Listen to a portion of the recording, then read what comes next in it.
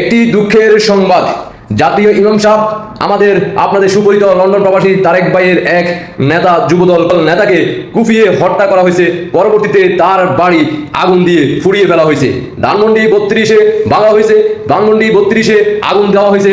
তাহলে কি বাংলাদেশে কোনো বাড়ি ঘর নিরাপদ থাকবে কিনা? ইতিমধ্যে আপনারা বিভিন্ন নিউজ চ্যানেলে অলরেডি শুনে ফেলছেন, দেখে ফেলছেন। 5 আগস্টের দিন থেকে তিনি একের পর এক এলাকায় প্রভাব খাটাচ্ছেন, চাঁদাবাজি টেন্ডারবাজি করে বাংলার মানুষদেরকে পাগল বানিয়ে দিলেন।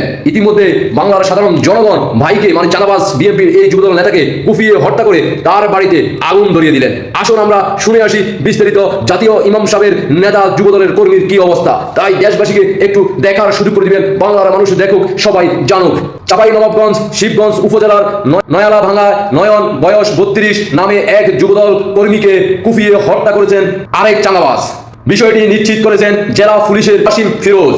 নিহত নয়ন মোড়লপাড়া এলাকায় নয়ালা ভাঙ্গা গ্রামে আব্দুল করিমের ছেলে। নয়নের নামে সন্ত্রাসী কার্যক্রম যুক্ত থাকার অভিযোগ থানা একাধিক মামলা ছিল। এছাড়া তিনি শিবগঞ্জ উপজেলা বিএনপির আহ্বায়ক আশরাফুল হকের অনুসারী এবং নয়ালা ভাঙ্গা উপজেলা যুবদলের সক্রিয় কর্মী বলে জানা গেছে। স্থানীয় সূত্রে জানা যায় সোমবার 8 ডিসেম্বর সন্ধ্যা 8টার দিকে নয়ালা থানা বাবুপুর মোড়ে একদল ব্যক্তি নয়নকে দেশীয় বিদেশীয় অস্ত্র নিয়ে কুপিয়ে মারাত্মক জখম করে। দুঃখজনক বিষয়। পরে তার ভাইসহ স্থানীয়রা তাকে উদ্ধার করে চাঁপাইনবাবগঞ্জ 250 শয্যা বিশিষ্ট জেলা হাসপাতালে নিয়ে যায়। অবস্থায় অবনতি দেখে রাজশাহী মেডিকেল কলেজে হাসপাতালে রেফার করে। রাজশাহী মেডিকেল কলেজ হাসপাতাল অতিরিক্ত রক্তক্ষরণের কারণে তার পরবর্তীতে শেখ হাসিনার মৃত্যুতে মিষ্টি বিতরণ করার যে অবশিষ্ট শিরা ছিল সেই শিরা তার শরীরে ফিট করা হয়। তারপরেও নয়নকে আর এই দুনিয়াতে জীবিত রাখতে পারলেন না সেই হাসপাতালের কর্তৃপক্ষরা। নয়ন মারা গেলেন।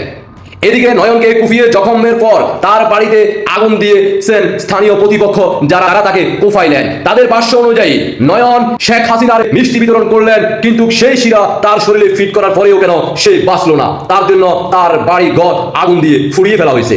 পরে শিবগঞ্জ থেকে ফায়ার সার্ভিস একটি টিম এসে আগুন নিয়ন্ত্রণ করে, কিন্তু বোল্টুজার আসে নাই, কারণ ধানমন্ডি 32-এ সেখানে বোল্টুজার ইতিমধ্যে নষ্ট হয়ে গেছে। এই বিষয়ে অতিরিক্ত পুলিশ সুপার ওয়াসিম ফিরোজ বলেন, প্রতিপক্ষের হামলায় নয়ন নামে এক ব্যক্তি মারা গেছে।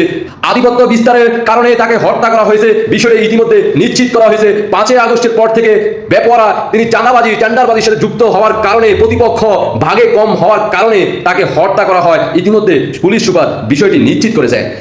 সেই বিষয়টি আমরা খতিয়ে দেখতেছি। সন্ত্রাসী কার্যক্রম যুক্ত থাকা অভিযোগ নয়নের নামে থানা একাধিক মামলা রয়েছে। এছাড়া এলাকার পরিস্থিতি নিয়ন্ত্রণ করতে পুলিশ সেনাবাহিনী মোতায়েন করা হয়েছে।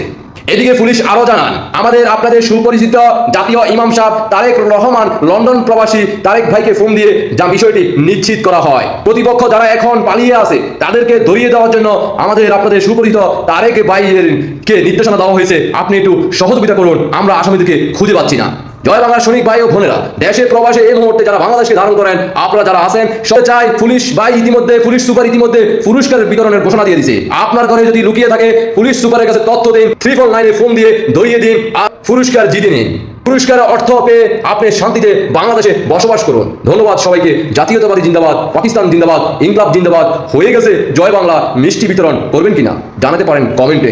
আলহামদুলিল্লাহ লিখবেন না ইংরেজিতে লিখবেন, কোন দোয়া পড়া জায়েজ। ইতিমধ্যে আপনারা 5 আগস্টের পূর্বে এবং কি 5 আগস্টের পর থেকে বিভিন্ন মানুষ মারা গেলে, মুক্তিযোদ্ধা 71 সৈনিকরা মারা গেলে কমেন্টে কি যেন একটা দোয়া ফুটতেন দেখতেন, আপনারা ইতিমধ্যে অবগত আছেন। জানাতে পারেন আপনাদের ব্যক্তিগত মতামত। আল্লাহ হাফেজ।